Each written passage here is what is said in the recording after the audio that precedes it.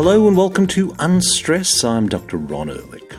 The gut is important. You probably got that message, but it's not just important around the time you heard about it. It's always important. We've done some great shows. Dr Robert Roundtree, Dr Jason Horrolack, Cliff Harvey, Professor Grant Schofield, to name but a few. Well, my guest today is going to go back to basics and will take us on a food journey through our body. We take it for granted that we eat and stuff just happens. But if we are going to take control of our own health, I think it helps to know some basics. My guest today is naturopathic Dr Nirala Jacobi, the SIBO Doctor.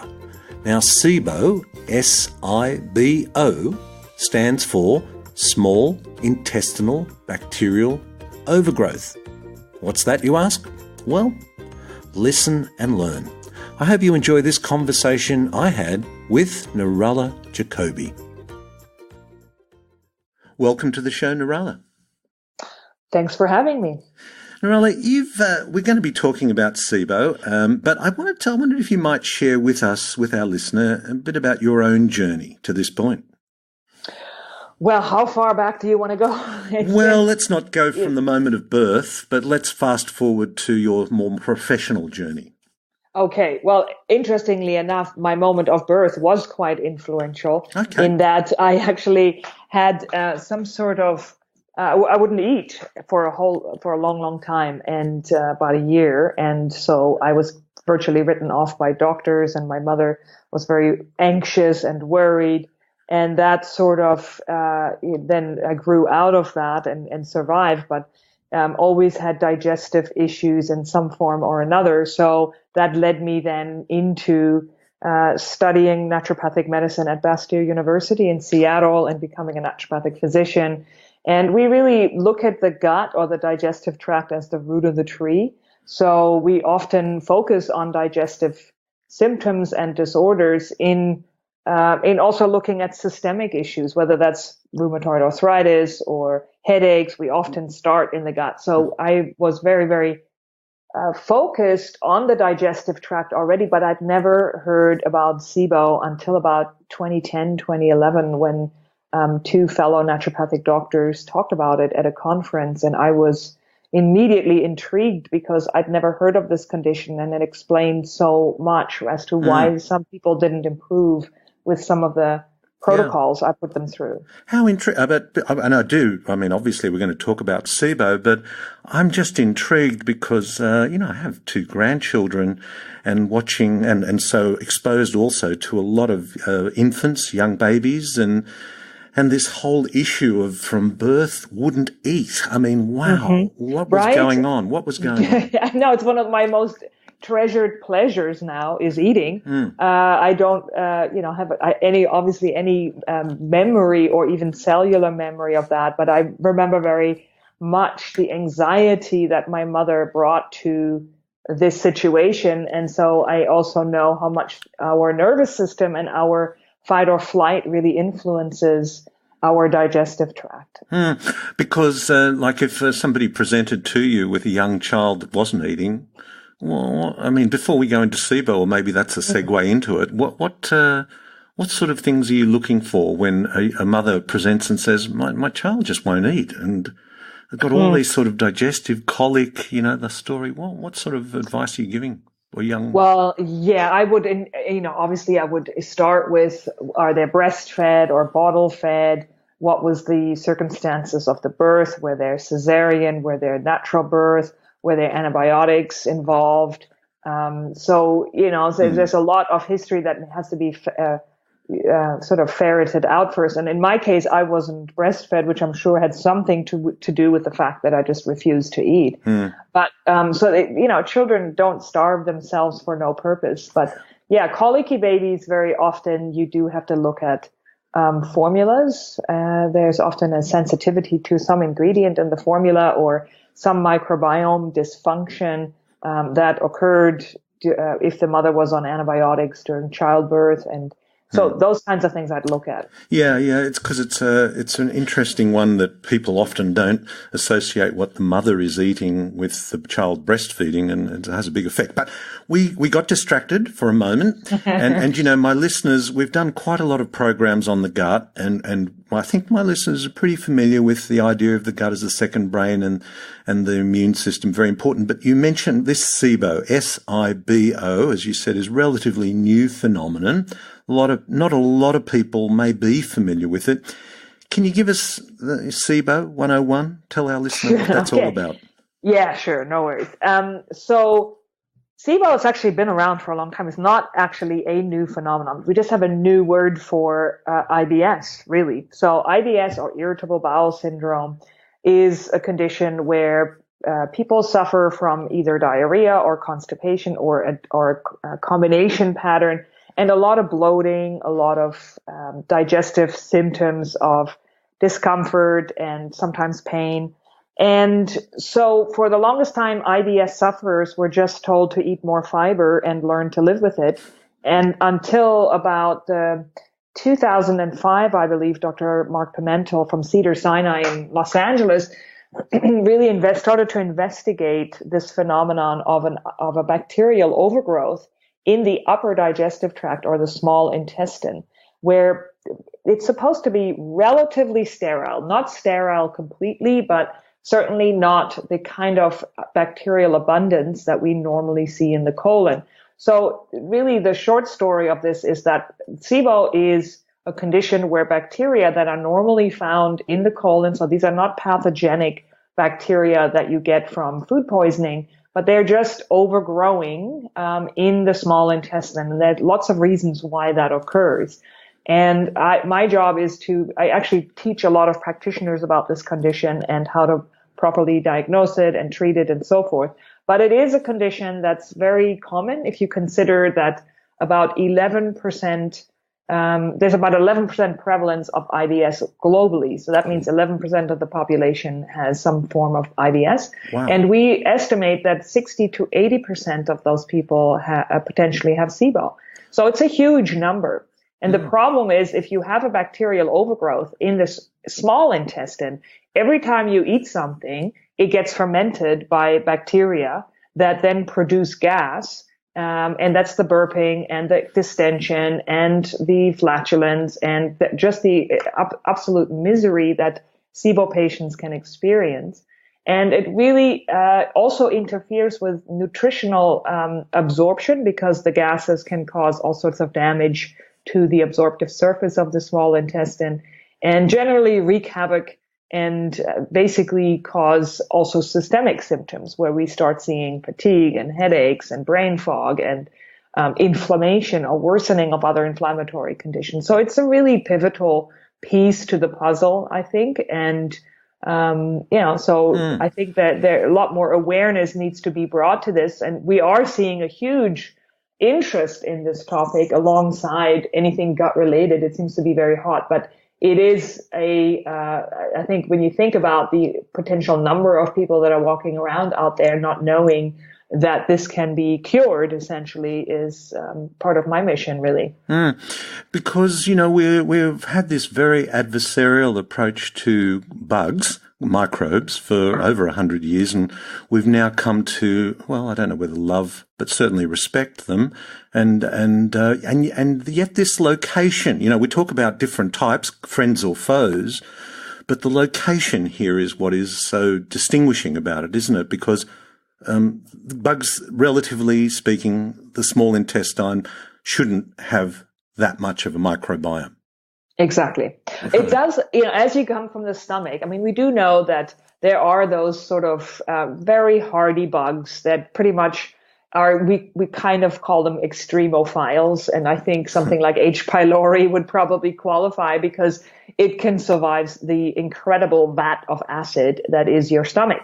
So, there are bacteria that can be found in even extreme places. But if you don't have H. pylori, normally you're not supposed to have like really any bacteria from the stomach to the duodenum. And then as you go through the jejunum and then the ileum, which are the other section of the small intestine, and as it approaches the large intestine, you are starting to see numbers climb, but it's not supposed to be very high. Just to give you an idea, it's something like if I were to take a teaspoon of your small intestinal content, it really shouldn't grow much over about 2,000 bacteria per mil, about that. And in the colon, it's something like 2 billion. Wow. So it's this incredible difference of concentration of bacteria. And that's really important because if bacteria are fermenting your food and you don't have access to that, obviously you are deprived of nutrition.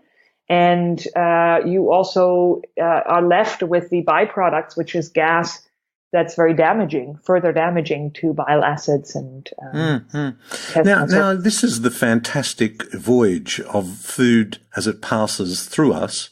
Because the oral microbiome is pretty, there's over 700 different species and all of that, and the more diverse, the better. And it passes into the stomach. We're meant to chew it up and make it smaller so that it goes into the stomach and things start to break down there. And as it goes into the small intestine, what happens to the food? And what's the journey of food, ideally?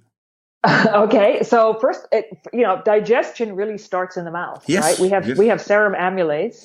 Salivary amylase. Yep. That's an enzyme that it's this phenomenon of already beginning to think about food that starts this journey. We all know if you really visualize a lemon for more than 10 seconds, you start to salivate because you can imagine the sour taste, but also if you're smelling foods and so forth. And then obviously mastication or chewing is really important, and it mixes that food with a salivary amylase, and it hits your stomach where it meets this vat of acid, which I often tell my patients is like battery acid, right? If I were to stick my finger into your stomach, it should get digested all the way down to the bone.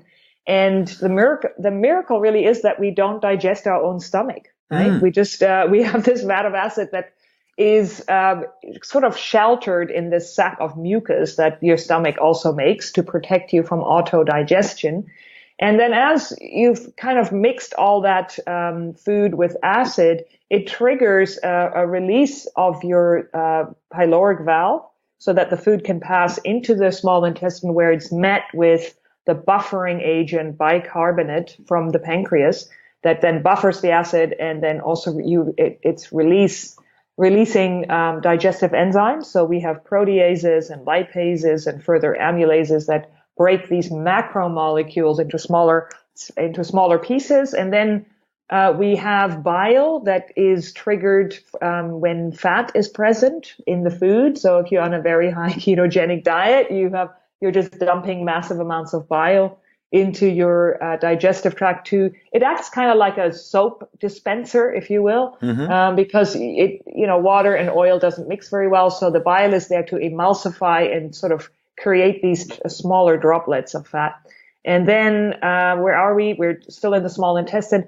Then as this bolus of food then transverses further down, it's met with brush border enzymes, which are the tiny enzymes that are sitting on top of the microvilli, the shaggy carpet that is your small intestine, that then breaks these dipeptides and so forth into much smaller and absorbable forms. And this is where the rubber sort of meets the road, because that's often damaged with SIBO, is that last part is the gases really do damage the brush border surface. And so very often this is the sort of triple threat of a bacterial overgrowth, is that you have gases damaging the absorptive surface, you have a loss of brush border, and then that food is sort of available for further bacterial fermentation. And then we're into the large... Then you're sort of, it's all well mixed. You've extracted as much as you can. And then then it passes into the large intestine where no nutritional absorption other than vitamin K and B12 and a few things and water is extracted. But really you've left the absorptive surface, and now it's all going, that compost is sort of going into the large intestine where fibers that are residual from our meals are fermented into short chain fatty acids. And those are very beneficial for us. And so a healthy microbiome is really, that's where it is. It's sort of like that last bit is where most of the action happens with the microbiome, or for all intents and purposes. Of course, other things still happen in the small intestine. The small intestine is really where most of your immune system is, and there is an interface with the microbiome there as well. Fantastic! Wow, we've now set the scene. Now we've set the scene because this small intestinal bacterial overgrowth. Who is at risk? I mean, we've already identified it. Well, 11% have IBS globally. That's huge. What have we got? 7.5 billion people. So that's a lot of people. Is it a half already? 7.5. Oh my God. 7.5. Yeah. Anyway, but this is a huge problem. Who is at risk? So one of the main risk factors for, actually, let me just go back to this perfect picture of digestion. One of the things that happens in your small intestine between meals is something called the migrating motor complex, which is a fancy word for what we also call affectionately the housekeeper wave. It's sort of a very strong, imperceptible sort of wave. You don't really notice that it's happening. And it sweeps all the remnants out from your previous meal. It sweeps everything towards the large intestine. And this strong contraction is actually quite powerful enough to empty the small intestine of any kind of residual food and bacteria. So that is something that is can be damaged by food poisoning. So imagine you have a food poisoning where it's either salmonella or E. coli or some of these sort of stronger food poisoning bugs. And those bugs all share something in common. All the food poisoning bugs typically do, Campylobacter, those kinds of things, secrete something called cytolethal distending toxin. Let's just call it bacterial toxin. That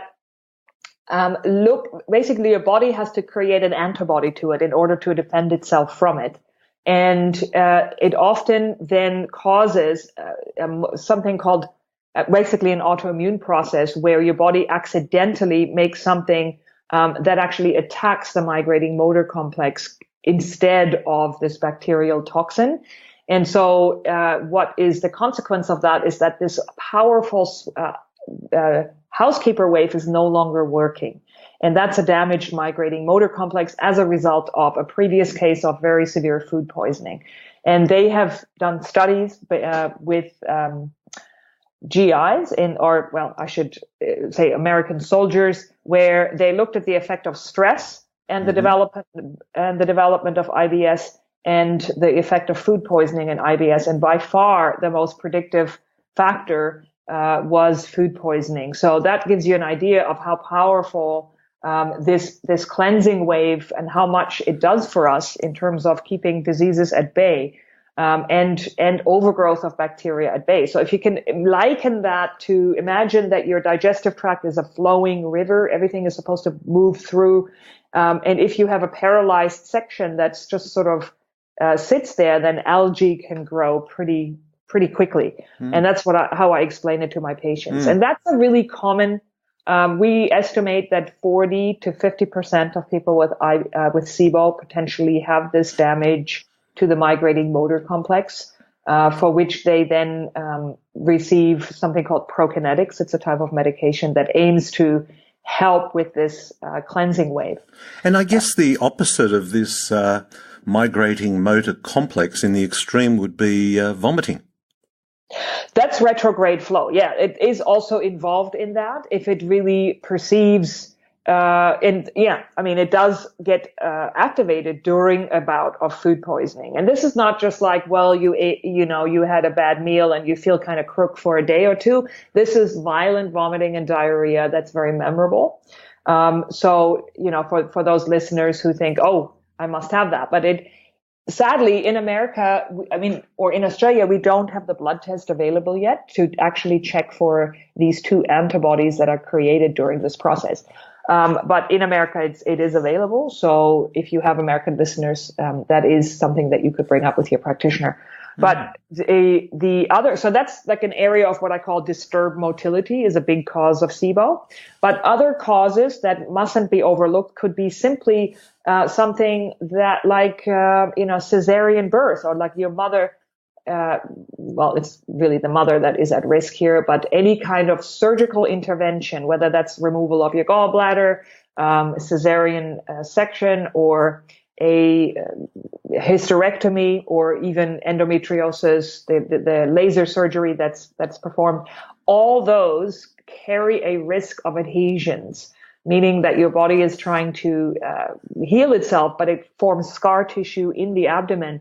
And if it sits on the small intestine and pulls it sideways in any fashion, it can create this kink in a garden hose situation where things aren't allowed to flow through properly. And anytime you disturb that flow, you're at risk for bacterial overgrowth. So that's another really big risk factor. And other diseases like hypothyroidism is a big risk factor for SIBO.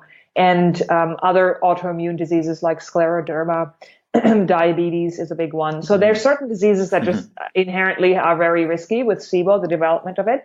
And then also digestive deficits. If you're somebody, and your podcast is called Unstress, so I'm assuming a lot of people, it resonates with them that they're perhaps in a bigger or higher state of fight or flight.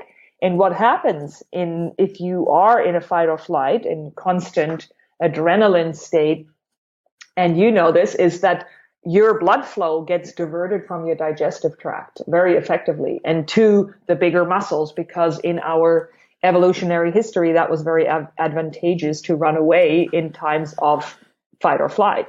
So, but that chronic state was never meant to really be present in your body. And if it is present there all the time, it does really do a number on your digestive tract by not producing stomach acid, enzymes, you name it, because your body is thinking, hey, it's not time to digest. And I imagine that medications must play a big role in this, because antacids, of course, what is the solution in modern medicine to heartburn, reflux, or indigestion? Of course, we just give you an antacid or a proton pump inhibitor. Does that affect us? Yep, the research is pretty strong. Rhetorical question there. But interestingly enough, that yes, proton pump inhibitors for sure do pose a risk for very obvious reasons. So other medications like opiates, anything that slows the digestive tract down, is definitely another risk factor for the development of SIBO. Yeah. Because, you say that it's for obvious reasons. The protein pump or the antacids are affecting body acidity, the acidity in the stomach, which could presumably allow those microbes in the small intestine to flourish. Yes. And the reason I'm not, it gets a bit more complicated because we have two types of gas that's produced by bacteria. One is called hydrogen gas, and that is predominantly produced by certain gram-negative bacteria like E. coli and Klebsiella.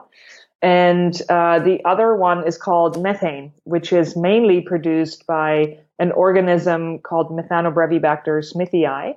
There will be a quiz at the end of this. Okay, good. No, I'm making notes. Nirala. God, I've got to get all these questions right.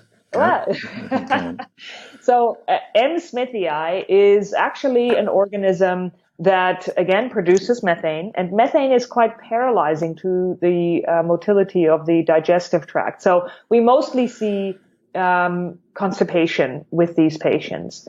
And proton pump inhibitors like Prilosec or Nexium or Somac, those kinds of things, have shown to actually not increase the methanogen type SIBO, but it does increase the hydrogen type SIBO that's more associated with either diarrhea or a mixed type of stool pattern. Wow. Okay. So it's a big problem. You've listed the people at risk, which kind of is not a surprise. If you look at the numbers involved, this starts to make sense. Mm-hmm. What do we do about it? How do we approach it? How do we approach this problem? That's a great question because, a lot of people in SIBO forums online, there's massive amounts of support groups and patients looking for answers. And we do the best we can through my website called the SIBO Doctor. There's a lot of education that we do around this, but it is sort of like a tsunami of people that are looking for answers. What I tell mostly the practitioners that I do teach is that the SIBO is a consequence of a problem. By just getting rid of bacteria, you have not cured the underlying cause to SIBO. And it's possible that people will relapse. And we actually do see quite a high number of relapsers.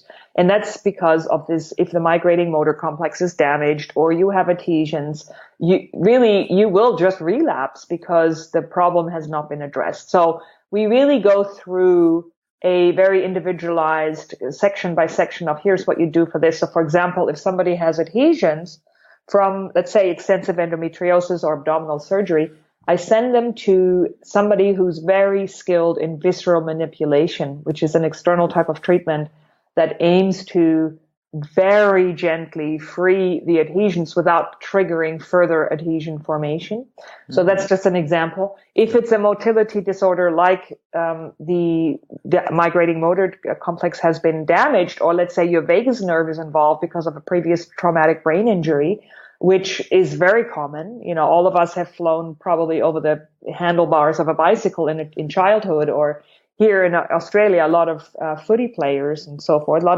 It doesn't actually have to be that severe, the traumatic brain injury, but you can have motility disorders even from that.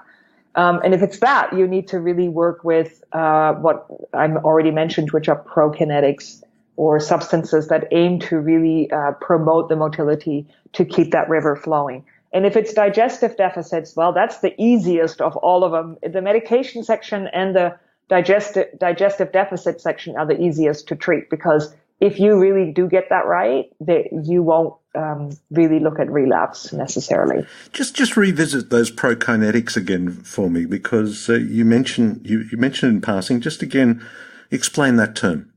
Okay, so prokinetic is either a prescription mm-hmm. or a herbal mixture of substances or herbs that stimulate the migrating motor complex or stimulate peristalsis, and basically they work with the enteric nervous system. So the prokinetics that I usually recommend that are more conventional would be something like Resotrans or Prucalopride, which is actually a really fairly decent conventional prokinetic. As with anything, there are side effects with anything sort of conventional. And on the herbal side, we have weaker acting prokinetic, but they are much less fraught with side effects. And those would be bitters and artichoke and ginger and those types of things. Mm. So I tend to sort of individualize it depending on how somebody got their SIBO. There is sort of like a little quiz. People can quiz themselves if anything in the symptom picture that I've mentioned kind of resonates. That would be bloating after meals. This is a really, really, really common complaint. Abdominal pain, different bowel patterns, some really classic IBS symptoms. If you go to SIBOtest.com and do I have SIBO, there is a quiz that you can just take and see if you score very high. And then for underlying causes, because I also have a handout for that. If you know you have SIBO, it's really helpful. We just created it. It's another free download on the SIBO Doctor. So we really are out there to educate people about this. Yeah, well, we'll definitely be having links to that. What about antibiotics? Does that play a role in this bacterial overgrowth? Does that have any place? As a consequence? Well, what we know is that antibiotics disrupt a normal microbiome. Yep. What we also know is that IBS is highly associated with a disrupted microbiome. Even if you're so for example, you're not supposed to have very many bacteria in the small intestine, as we mentioned, but if they're not diverse, if what you have there is just sort of monocultures of single organisms or just a handful versus a real plethora of a healthy rainforest, you are much more prone to IBS. So I'd say yes, there is a link there, but we typically, in terms of treatment, we do recommend very, very particular antibiotics that have a sort of microbiome sparing effect on the large intestine. And so there are antibiotics that do that. And for treatment, that's recommended. Or herbs. Herbs, of course, also are very good. Now, I know you have your own podcast called the SIBO Doctor, and you've had some amazing guests on there, and I don't mind sharing that with my listeners.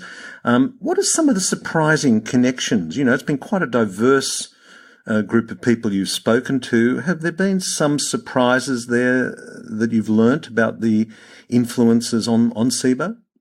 Oh, yeah, absolutely. And, it is a practitioner podcast, but it's amazing to me how many people, patients have listened to it because people are more savvy nowadays. Yeah. They're definitely more medically switched on and they're looking for answers. So it's always surprising to me, but we have a very high level of sort of, we keep the conversation at a practitioner level. So, but it as you know, you have a podcast. It's such an indulgent and so wonderful to be basically have a guest and it's your show. You can ask anything you want. So that part has been super, super enjoyable. Yep. And so I've basically invited all the guests I want to see on my podcast. And so definitely from the very get-go, I was astounded how much knowledge there is out there about all kinds of different things that absolutely pertain to SIBO, anything from histamine intolerance to even salicylate sensitivity to, like I said, traumatic brain injury is another one. Lyme disease. Lyme disease also has a connection to the development of SIBO through the enteric nervous system. So sleep? Incredible talent. Sleep? Well, sleep, actually, we haven't had a sleep expert on it, but, anything, yes. I mean, if you're talking about also sleep apnea, for sure, can be part of that picture. But, I've just really enjoyed talking to these incredible experts. Yes, I know. I often say, isn't it? It's just, as you said, indulgent. Every week I get to speak to somebody who knows far more than I do, and I ask them questions and they answer them. and I learn, and gee, other people are listening. Good on you. I hope you enjoy it. But I learn a lot. Listen, if we were going to leave our listener with, I don't know, 3, 4, or 5 tips for what that they might be a problem with this. You mentioned your questionnaire, but what are some of the things people can do diet-wise to, some tips you might give? So.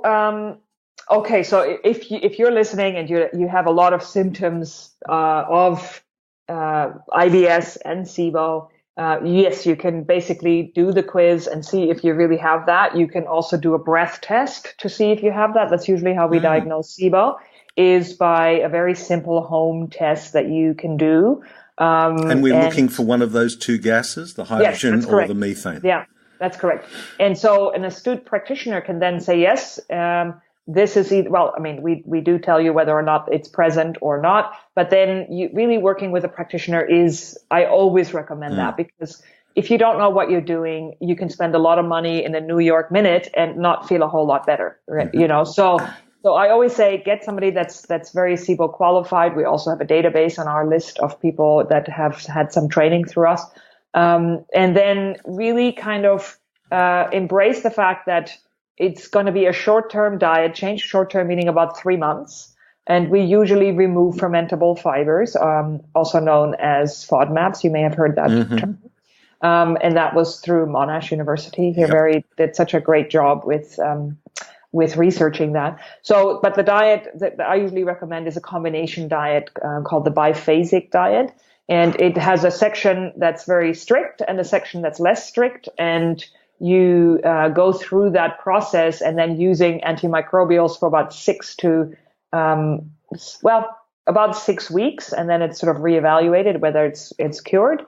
And the diet often can already tell you whether or not you have this, because if you feel a whole lot better just on the diet alone, then that means you're depriving bacteria of certain foods.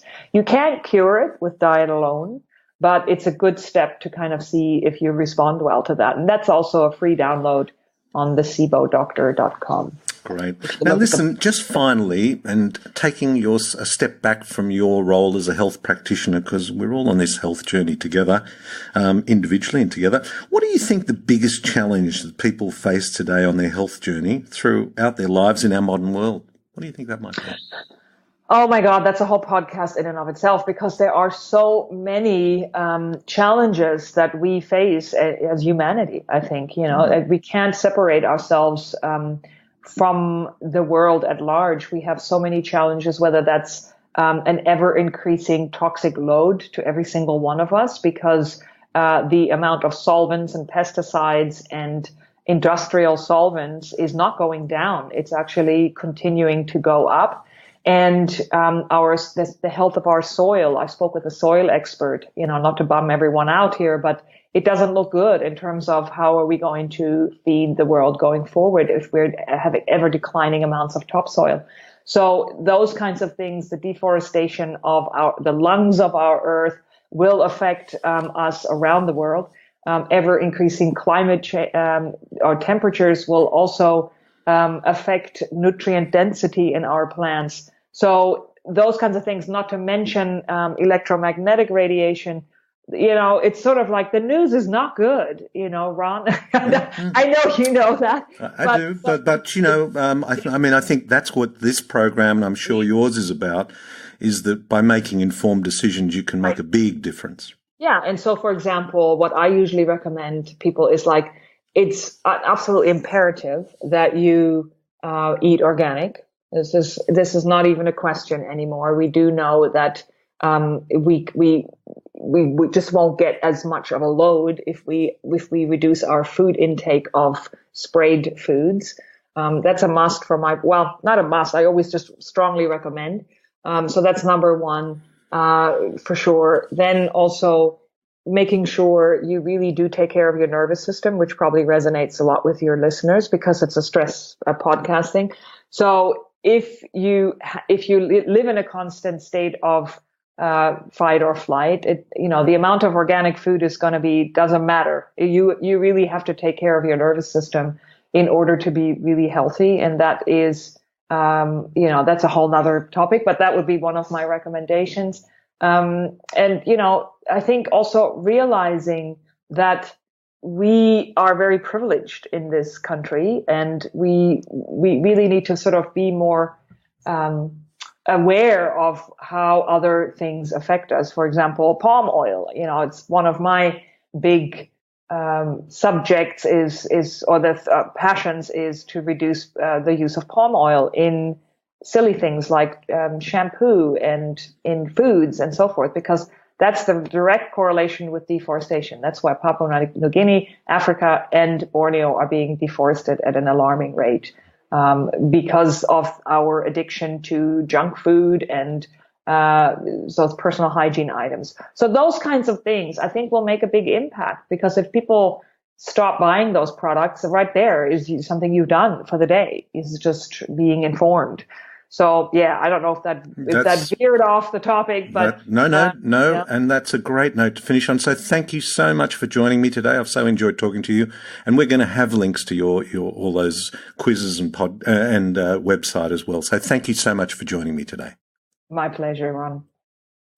We hear that term diversity again. The more diverse, the more resilient, the healthier we are. It's true of our oral microbiome, it's true of our gut microbiome and our soil microbiome. I actually feel it's a great metaphor for our multicultural global society.